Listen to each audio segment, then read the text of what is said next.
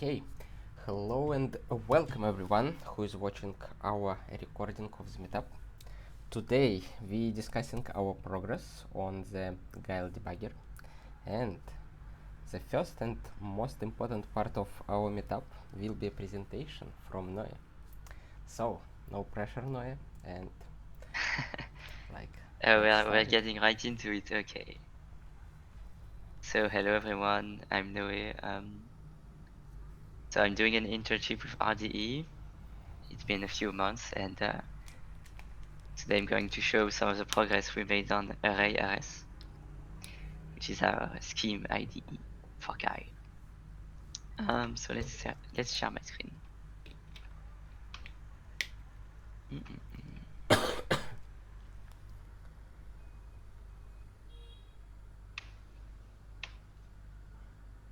Okay, do you see it?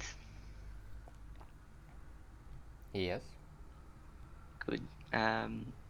So I have Emacs open here, so it's a version with the latest version of Arei, and I'm in the latest version of RS here in a shell. So the first thing I'm going to show is we have a new improved way to start RS that's going to be a little easier. So before you would do guile-c and you had to remember kind of the invocation. Go like this. And then if you wanted to add options, you had to remember the right keywords, something like this. So instead now, made a little script, and I just have to set the load path here. It's going to be able to start RS very easily. So I just call RS, and it's going to say server started, and that's I think much easier to remember. And we're going to ship this binary, of course, with the package. So now, of course, I have my RS setup. The first thing I wanted to show, very simple. We can go on to a little thing we've added. So for Metacommands, usually in the REPL, you have these commands with commas, right? Comma help, and they're called Metacommands. They have very useful features like compiling and optimizing code or doing timings and other things. And you can define your own.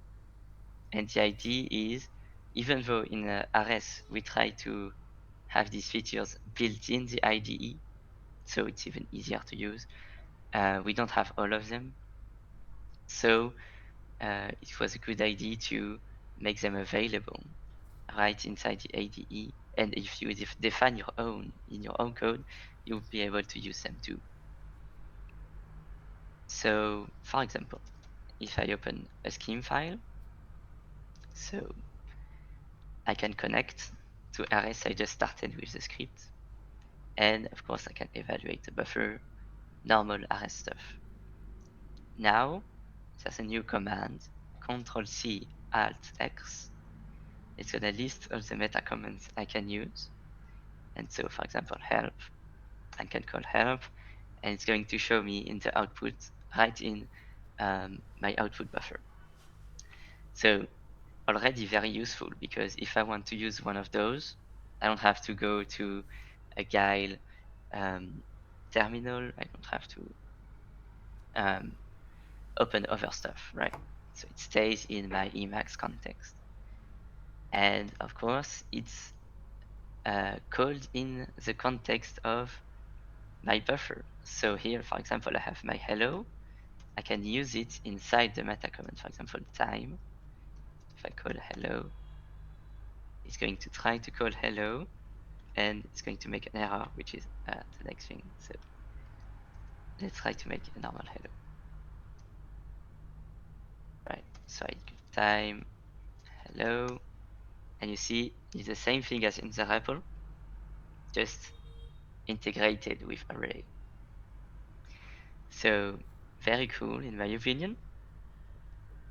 And it's you can almost use it for any metacommand. So for example, goblins, they have a lot of metacommands that you can use, like enter that and things like that. They almost work. There's one thing that doesn't work. It's entering sub-repls. So for example, enter that, usually it opens another REPL. This does not work yet, so you can't really use it. But it's definitely a possibility for the future to make it work.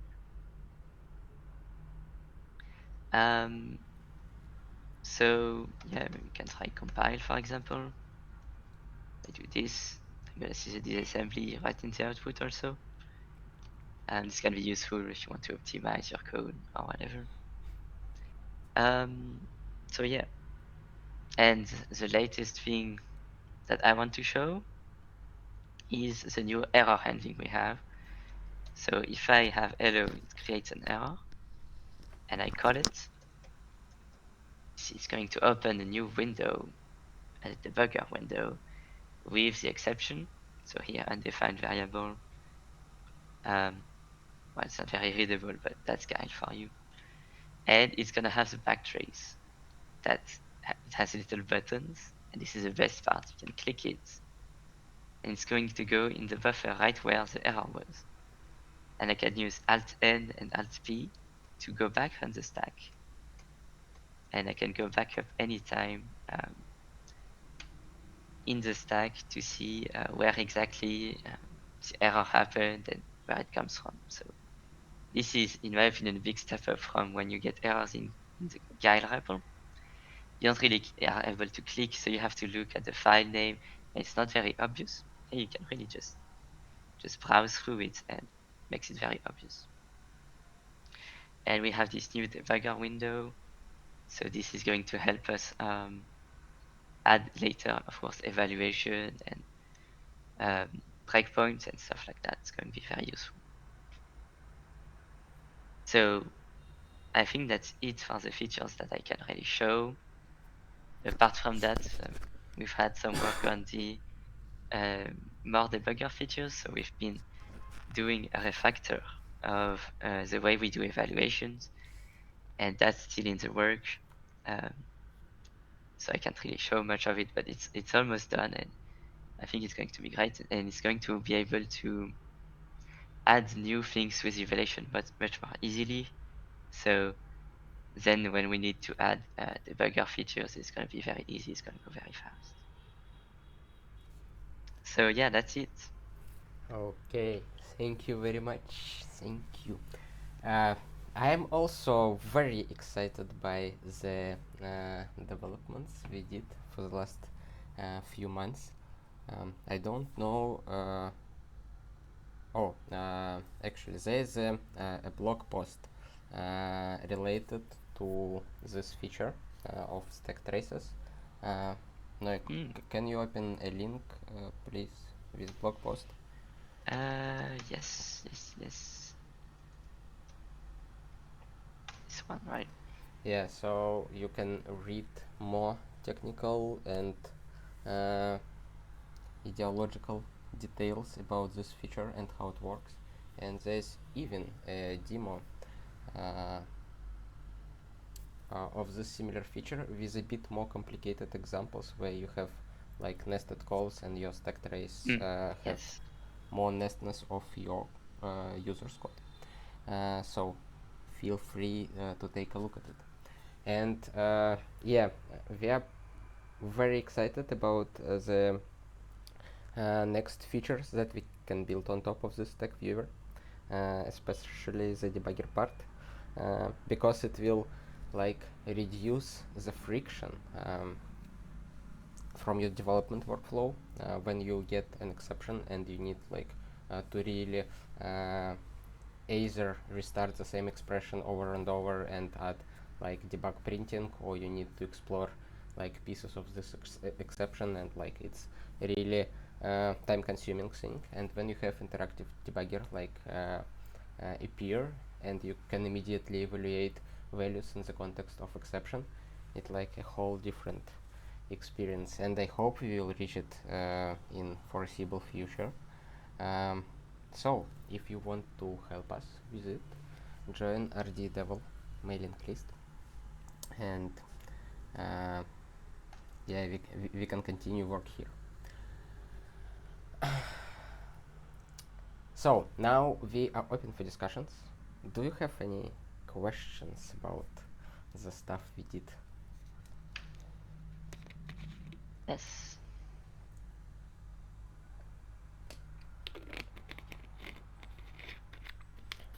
Looks great. Now I want to use it.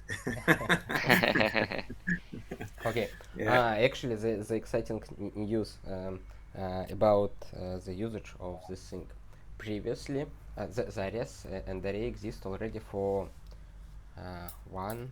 2 years probably. Oh, the times go on. And recently, Noi backported the feature that required Guile next for Ares to work, and he backported it to the usual Guile, and now you can use Ares with the basic Guile, which is shipped with gigs, and it opens the possibility for easier getting started with Ares and Arei. Yeah. So we need to update the instructions, Andrew, because they're Yeah. still saying Guile next and all that. Yeah. I'm willing to test. Like if you feed me straight, I just subscribed to the mailing list. So if we can kick it off and see if I can get it to use it, because I'm actually doing some work at the moment that I could use a debugger. Okay. Like from the debugger part, we have only stack viewer yet, but still it already like Whatever works. yeah. Okay, and one note about Metacommands. We implemented Metacommands, and they mostly work, except like very involved Metacommands, which includes too much nested REPLs. But I will like mention my personal opinion about Metacommands, that they are not composable, and you can't reuse the result of one metacommand inside other metacommand. You can combine it with the usual scheme code, so it's a bit rigid thing, which is like useful, of course, but sometimes hard to implement more complicated use cases with it. So my personal recommendation is not to rely on Metacommands if you can do so, but if you already we implemented Metacommands for you. Okay, any other questions, comments, ideas, excitements? Laszlo?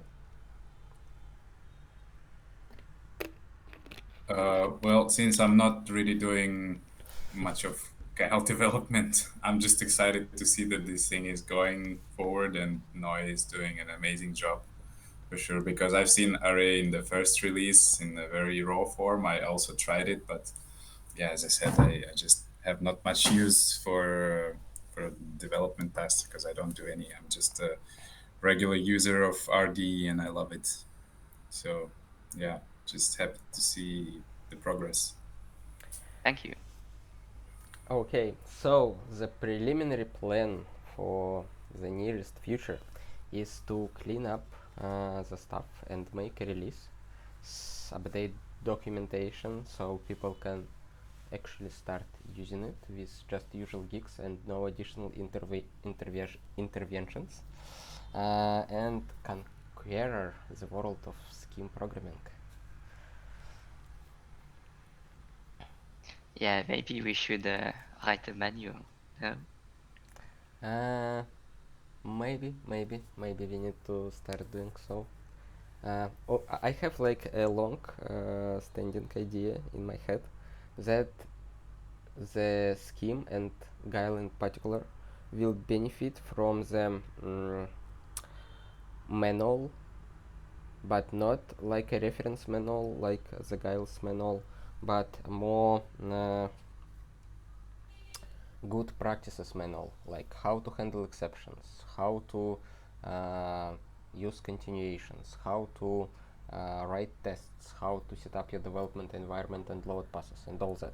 Because this information exists in the reference manual, but it's like just technical details of it, and you can like find answers to these questions, but it doesn't tell you how you should use it to get like actual work done. And I have a pretty good example in from Clojure ecosystem. It's called practically Clojure. It's like a resource which contains a very concrete recommendations on how to get started, how to set up development environment, load passes, and other things. Can I share my screen?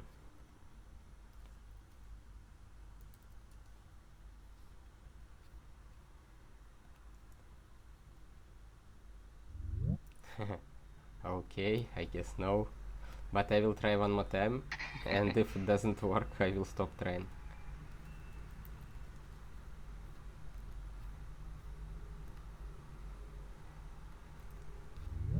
Okay, it doesn't Oh, you're work. multiplicating on my screen. More Andrews for this meetup. Oh, actually, I have another option.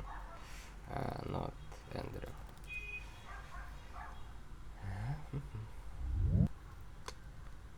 That's not me.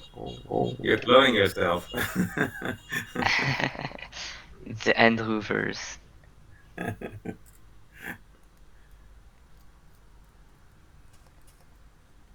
Okay. Now I try to share my screen from a different browser, but it doesn't work either, it seems. Okay, not today, I guess. But actually, on the recording, you will see my screen anyway, because I guess I'm recording it, right? Mm-hmm. Yes, I'm recording it. Great. So this is a site, practically Clojure. The site and the manual, and it like a very good example of what type of documentation I miss from Guile. I don't miss it at the moment because I already learned all those things through the painful explorations, but I would hugely benefit from it if it was here. Okay, we have like a few more things to discuss, which related to RDE, but if you have any other ideas about our current work, please share. If not, we can take a look at the announcement and see what else I mentioned in the announcement. The question, what is left to do for Arei and RS 1.0 release? Probably I have some answers to this question. The current work requires like a bit of refactoring or a lot of refactoring to the evaluation subsystem of RS, and it's still in progress. And after we finish and migrate all our functionality on top of this new evaluation approach, we will be able to introduce a recursive evaluation, which can be useful, for example, for debugging purpose, when you evaluate in the context of like exceptions, or when you what else you do when you evaluate in the context of a breakpoint and other stuff. Yeah, that's basically the primary feature that is not yet here and would be cool to have in Arei 1.0. Other than that, the project seems really stable and like helpful already. Pretty much enjoying it almost every day on my duty. Okay, we have a few more topics to discuss, but I guess I will postpone them because don't have too much power for that.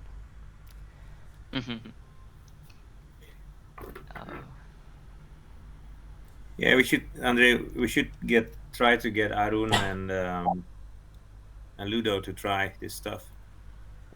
Okay. Yeah. My suggestion would be to like postpone it a bit, like just a few weeks, because we are in the middle of like breaking things. We don't break them like completely, but this migration can introduce very unfortunate consequences. And after we finish Right. it, or maybe after we just make a new minor release, which incorporates all the old stuff that we did, and including the backport to usual Guile, but don't incorporate new changes. Like Yeah, I would do that. yeah, we can do that. I mean, it should be incremental anyway. Yeah. But I think I mean Arun will like this. I work closely with Arun, so I'm already pushing him.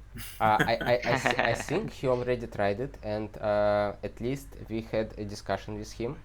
He mentioned that he would like to have a Unix socket instead of TCP socket, so you don't need to maintain firewall rules for an REPL, and Sure. like you can just have like Unix access rights on the socket and use it for only your user.